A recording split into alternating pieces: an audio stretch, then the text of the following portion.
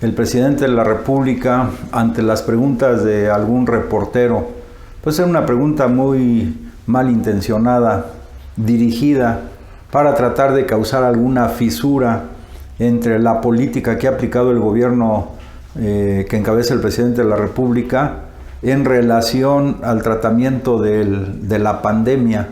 Esta pregunta fue orientada en el sentido de que si ya había 50,000 muertos en el país, que si el presidente iba a seguir con la misma política y que si no era momento ya de remover al subsecretario López-Gatell. Claramente que el presidente de la República pues dijo la respuesta que ha estado comentando, que abordar el tema del coronavirus no es cuestión de ocurrencias o no es cuestión de imaginación equivocada.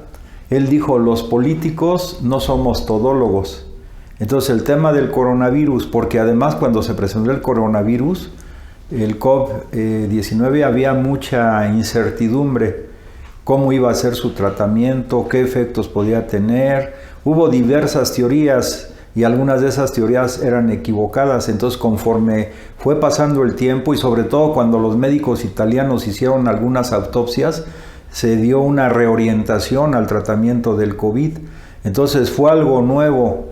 Pero entonces en estos casos el presidente, como lo ha dicho desde el principio, deja, digamos, todas las cuestiones de orden técnico científico pues en expertos, y estos expertos pues a través de estudios estadísticos, probabilísticos y a través de algunos modelos que además ya existen en todo el mundo y que los epidemiólogos saben manejarlos muy bien, pues se va calculando los distintos tiempos de extinción o de decaimiento del virus, o al contrario los puntos máximos, etcétera, etcétera. Entonces el presidente lo que dijo es que él ese tema lo dejó desde el principio en manos de expertos. Incluso en la reunión que hubo del grupo G20, también el presidente de la República pues externó su opinión, que además ha sido sopesada y valorada positivamente a nivel internacional. Pero digamos hay una situación muy insidiosa de los grupos, sobre todo de la derecha conservadora, que quisieran que le fuera mal a México. Además, la forma de medir el número de afectados depende también, hay una forma absoluta y una forma relativa. La forma relativa es la que se está utilizando en función de la población de cada uno de los países. No es lo mismo un país, por ejemplo, que tenga 10 millones de habitantes y que tenga 10,000 personas que hayan fallecido, a un país que tenga 120 millones de habitantes y que hayan fallecido 10,000 personas. Es diferente. O sea, porcentualmente hablando, es muy superior el país que tiene menos población. Y en el caso de México, pues es uno de los países que tiene más población en el planeta. Entonces, ahí también depende de la medición y de comparar con qué. Por eso el presidente de la República no entró en más detalles y lo que dijo es que él ha dejado este tema en manos de expertos que además han sido reconocidos por organismos internacionales de la salud. Ahora, por otro lado, hay que recordar más bien, como lo dijo el presidente, en qué condiciones él como presidente recibió el Sistema Nacional de Salud, y claramente que fue un desastre cómo se recibió. ¿Por qué? Porque en la mentalidad de los neoliberales estaba privatizar todo el sector salud o sacar provecho de una situación tan sensible para todos los habitantes del planeta que es la salud.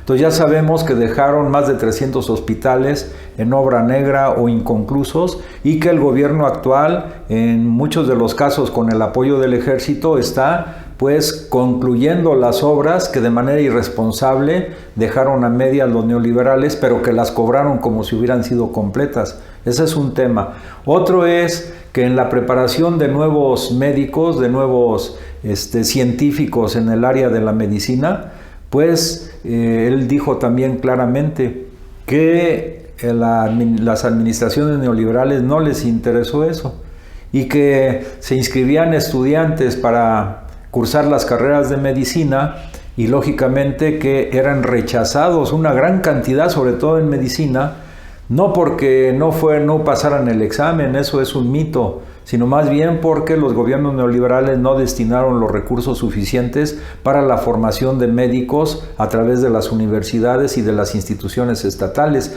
porque, repito, su mentalidad era privatizar, es decir, dejar todo en manos de la iniciativa privada, de las grandes empresas que en el terreno de la medicina, sobre todo en la cuestión de los medicamentos, pues estaba controlada y monopolizada por la famosa mafia en el poder, que eran ya sea senadores o políticos que controlaban o eran dueños o accionistas de las cadenas que mantenían el control de la distribución de medicamentos en el país. O sea, realmente salimos de un hoyo muy grande. También el presidente dijo que cuando inició el tema de la pandemia, pues contábamos con poco más de 2,000 ventiladores y en el momento actual pues ya hemos adquirido aproximadamente 10,000 adicionales.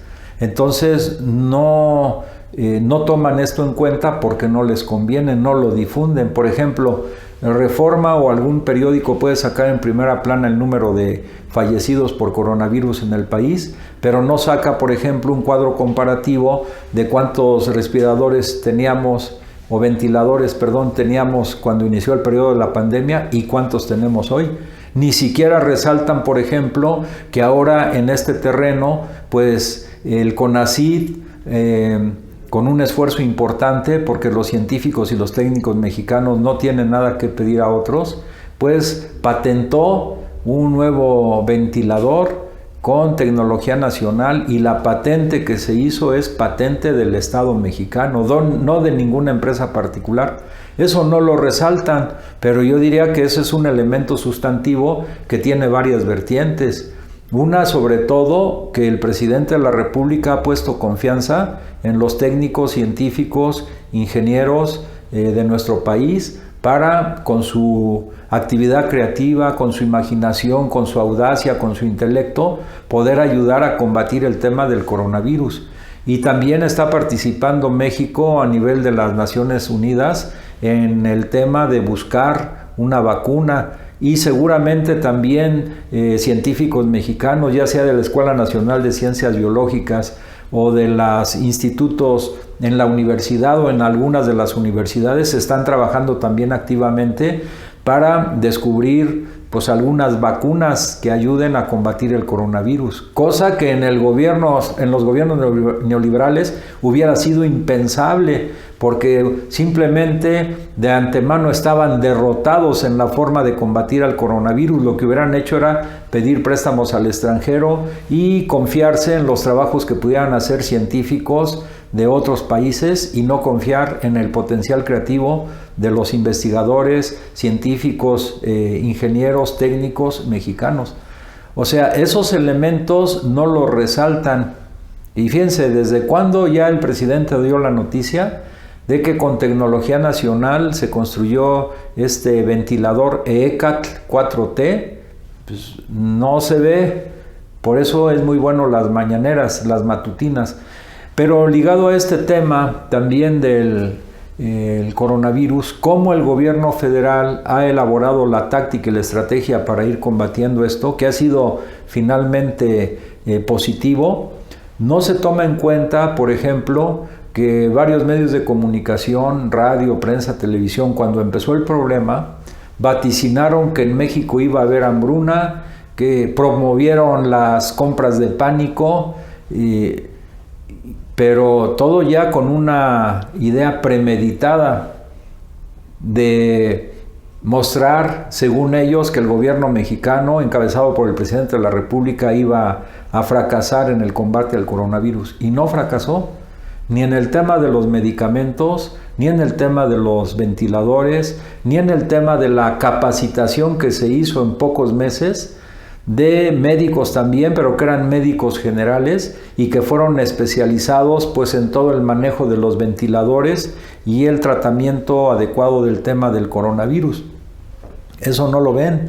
Pero repito, así como fracasaron en su proyección, en sus augurios negativos de que íbamos a tener saturados los hospitales, que no iba a haber cabida en los hospitales para tantos enfermos del coronavirus y que el gobierno en un momento u otro iba a tomar medidas como en otros países donde, dada la saturación de hospitales, pues iba a tener que optar por decir si los más adultos eran a los que se les desconectaba para darle la conexión del ventilador a personas más jóvenes.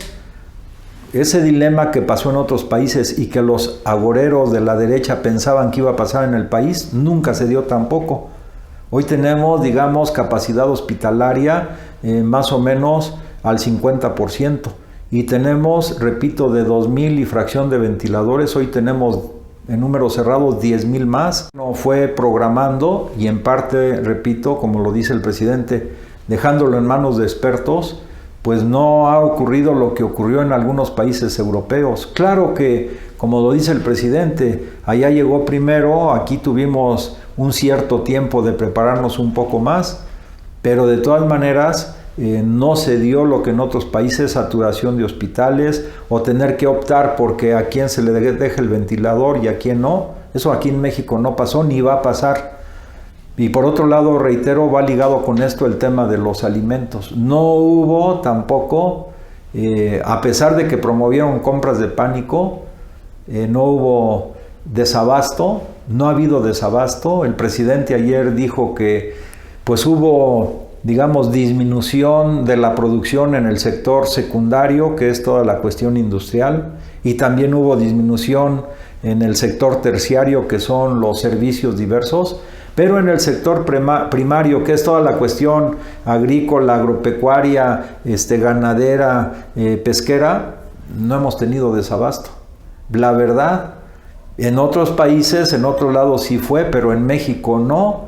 Entonces, ni en salud, que es uno de los temas centrales, que además el gobierno, con las licitaciones que va a hacer acompañado de la UNOPS, que es un organismo de las Naciones Unidas para este tipo de proyectos y de licitaciones, que se van a invertir, es una de las compras más grandes a nivel mundial, 130,000 millones de pesos en la compra de medicamentos, y luego la empresa estatal que va a distribuir los medicamentos, y luego que se están reconstruyendo más de 300 hospitales, y luego aparte de eso que el ejército y las fuerzas, la marina, también están colaborando para el tema del coronavirus, adaptando algunos hospitales para este tratamiento, o el acuerdo que tuvo el presidente con los hospitales privados para que ahí atendieran otro tipo de enfermedades y permitieran a los hospitales del ISSSTE o del Seguro Social trasladar algunos, que hospitales privados dieran servicio a enfermedades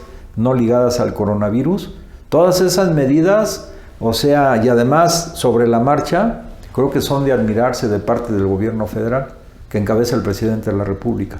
Y repito, en el tema de la salud y en el tema de los alimentos, pues miren, antier que estuvo en Sinaloa, también él hizo énfasis en que no ha habido desabasto, no ha habido abandono del campo. Una parte importante es porque el gobierno mexicano ha dado precios de garantías a los campesinos para que ellos tengan la certeza de que la cosecha que van a recoger no la malbaraten con los intermediarios, sino acudan directamente a los hilos que tiene la Secretaría de Agricultura y que ha planificado el gobierno que encabeza el presidente de la República.